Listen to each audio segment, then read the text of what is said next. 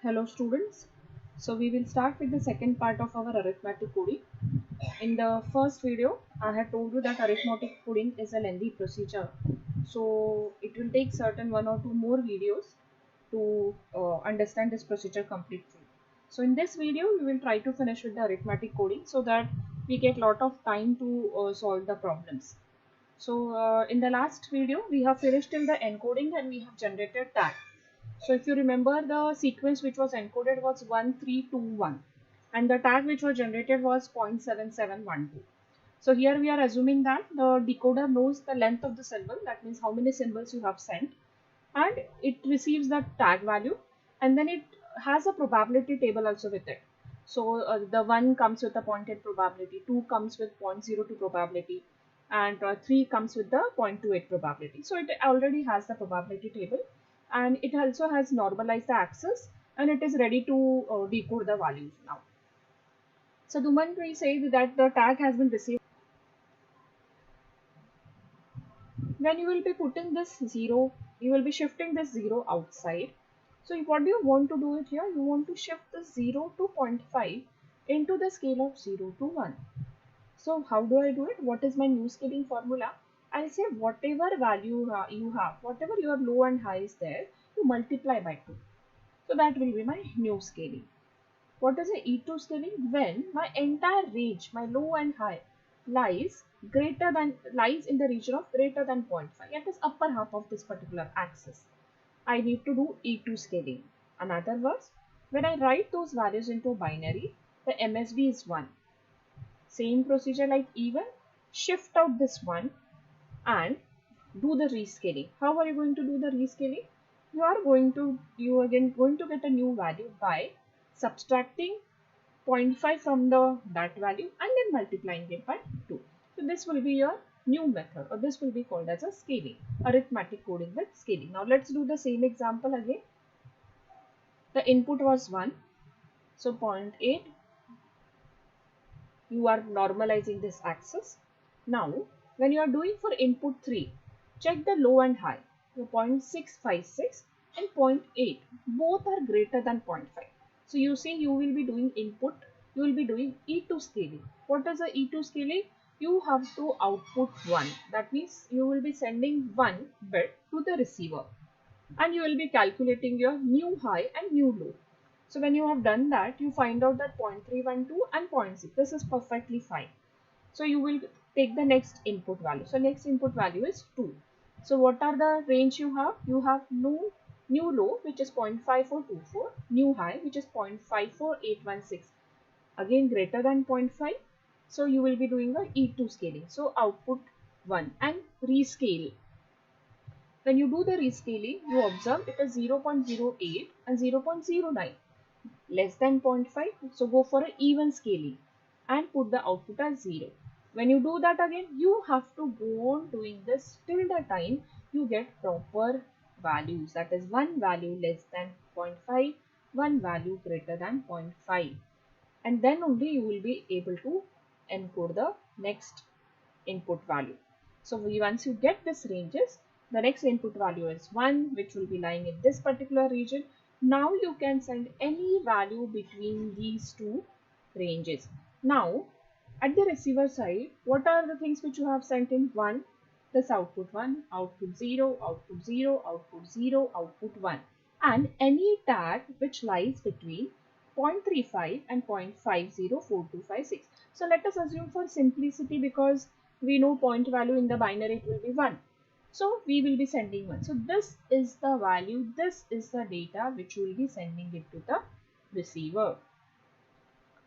Now we have said that when the range becomes close to each other, or low and high are very close to each other, so when you represent it in binary, the few bits are similar or few bits are the same. So here is one example where it has been, just to have a verification, 0.5424, 0.5816. So you see 1, 2, 3, 4 and 5. 5 bits are same. So what we have said, these bits will be shifted out. So we have sent 5 bits outside. In the when I convert these bits into the decimal value, it comes as 0.53125, and it is almost equal to the mapping. See, E2 1 that is E2, even, and E2. So you shift it by 5 bits. So what are you doing? 0.524 minus this value that is shifted multiplied by 32 because you have shifted by 5, and when you convert it you get the same value as we have got it in the last slide. Now see, one thing you have to remember that we observed also, you have to complete all the possible scaling before encoding the next symbol. Now let us compare this procedure with the Huffman. If you would have done a Huffman, input symbol 1 does not give you any output. When we have done the tag coding, point 8, there was no output generated, no scaling was required. When we come to the input 3, there was a scaling required once. But when we come to input symbol 2, there was a scaling required 5 times. So you are sending 5 bits. So one way conclusion can be drawn that if it is a less probability, the arithmetic coding will generate larger bits. So it will work only well if you have a greater probability symbols. So that is the same thing which has been written on the slide. Symbol with a larger probabilities generates less number of bits. Sometimes no bit is generated at all. So this is advantage over a Huffman coding. Large probabilities are desired in arithmetic coding. So we have done with encoding, decoding, we have done E1 and E2. We will do the integration, implementation and E3 scaling here. Definitely, before we move further, I want you should solve more problems. Now coming to the integer implementation before we move to the E3 mapping. Now we will talk in terms of cumulative count, or we will talk in terms of CDF, that is cumulative distribution function. So the number of occurrence of each symbol is collected by a counter. In this case, what are you going to do? You were calculating how high it was calculated, low plus range multiplied by CDF. We will see what are these formulas. Say an example, symbol has been written, the probability has been written. Only thing is one more count, the entry has been added which is called as a cumulative count. So the point, the symbol 1 was appeared 40 times, symbol 2 was appeared once, symbol 3 was appeared 9. So when I write cumulative count, or when I write CDF, I can write for symbol 1 it was 40, symbol 2 it was 41, symbol 3 it was 50. So similarly, the way you have represented probability from 0 to 1, you have represented the cumulative count as well. Now, we will be using a formula to calculate high and low with respect to this. These are our new formulas which we will be using whenever a cumulative count word has been mentioned. What is that formula? It says high should be calculated as low plus bottom, that is a floor level of floor. This symbol indicates floor. See, when you write this, it is a floor of the value. When you write this, this is a ceiling of the value. Floor is, I'll take the lowest value. If it is written 0.54, so I will take 0.5. If it has been written with this symbol 0.54, I will take 6.6. That is the meaning of it. So I calculate lower value, I got floor of range multiplied by cumulative of that particular symbol divided by n minus 1. Low will be calculated, so only difference here n minus 1. Okay, and here you have outside the minus. Unless you solve this problem, you will not understand. So when we calculate, if we say take the same example and we say that we are calculating for 8 bits. So my low will be 0 where all the 8 bits are 0. My high will be all 8 bits 1, that will be my 255. So my range is 256, from 0 to 255. If the symbol is 1, so fit into this formula, high is calculated as 0 because that is your lower value, range that is your 256 into 40. So you check what was the symbol 1's cumulative count. It was 40 divided by n, that is total number of counts, total number of count. So divide by 50 minus 1. Okay, so you get the high as 203. Check how low has been calculated. It represents 0, range is 256. Now this is the important one, cumulative n minus 1. So I will say if the symbol is 1, I will look it into this table. I am calculating for this symbol. I am writing formula for this symbol. It says cumulative n minus 1. So it is asking for cumulative count of previous entry in the table. So I have written 0 divided by 50. So this becomes your 0. If n is equal to 2, so what will happen? Here 0, 256, cumulative count of 2 minus 1, 208. Now check here. Because it was written for 2, it has taken cumulative count as 40 because it is saying what is the previous entry in the table? Previous entry is 1, so I will write cumulative count as. So this is the way the tag is calculated, or you proceed for the arithmetic tag calculation. Now scaling. With this method, or when the cumulative count is given, how are you going to do the scaling? So you say that scaling, the things remains the same. If your low and high less than 0.5, you will calculate new